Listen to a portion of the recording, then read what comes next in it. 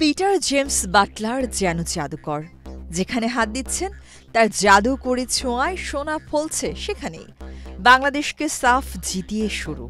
ওটা অবশ্য নতুন নয়, 2022 সালের সাফ মুকুট ধরে রাখার সফল মিশন ছিল।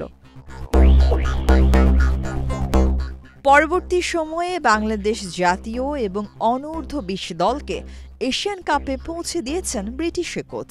ঐতিহাসিক দুটি মাইলস্টোনে পা রাখার পর একটু অতৃপ্ত সুরে ইংলিশ কোচ বললেন, বাংলাদেশের ঝুলিতে আরও রসদ রয়েছে। ওয়েস্ট হ্যাম ইউনাইটেডের সাবেক এই মিডফিল্ডার এশিয়ান ফুটবল কনফেডারেশন এফসির ওয়েবসাইটকে সম্প্রতি সে কথাই বলেছেন। তার কথায়, দক্ষিণ কোরিয়ার বিপক্ষে এফসি অনূর্ধ্ব-20 বাছাইয়ের শেষ ম্যাচের ফল বাজে হলেও আসর থেকে বাংলাদেশ শিখতে পেরেছে। ওটাই লাল সবুজদের অর্জন। অনূর্ধ্ব-20 বাছাই শেষে AFC.com-কে পিটার বাটলার বলেন, তিনি নিশ্চিত করতে চান তার দল এই প্রতিযোগিতা থেকে অনেক কিছু শিক্ষা নিয়েছে। দক্ষিণ কোরিয়ার বিপক্ষে ম্যাচের ফল যাই হোক না কেন, এখান থেকে এগিয়ে যাওয়াটা খুবই গুরুত্বপূর্ণ। সাম্প্রতিক সময়ের নানা অর্জনের পরও তৃপ্তির ঢেকুর তোলার সুযোগ নেই মনে করেন 58 বছর বয়সী ইংলিশ কোচ। তিনি বলেন, দলের আরও অর্জন বাকি আছে। চূড়ান্ত পর্বে নিজেদের সেরাটা দেওয়ার লক্ষ্য মেয়েদের। সঠিক উপায়ে কাজ করার জন্য কিছু গুরুত্বপূর্ণ শিক্ষা অর্জন হয়েছে, আর শেখাটাই সবচেয়ে গুরুত্বপূর্ণ বিষয়। রোববার প্রথমে গোল করেও দক্ষিণ কোরিয়ার কাছে 6-1 ব্যবধানে হেরে যাওয়াটা বাংলাদেশের মূল পর্বে উত্তরণের পথে সংশয় তৈরি করেছিল। কিন্তু অন্যান্য ম্যাচের ফল অনুকূলে থাকার কারণে শেষ পর্যন্ত বাংলাদেশ মূল পর্বের টিকিট পেয়েছে।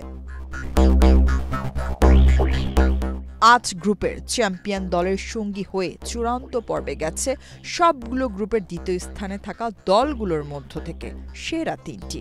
সেরা 3 দলের দৌড়ে দ্বিতীয় স্থানে ছিল বাংলাদেশ।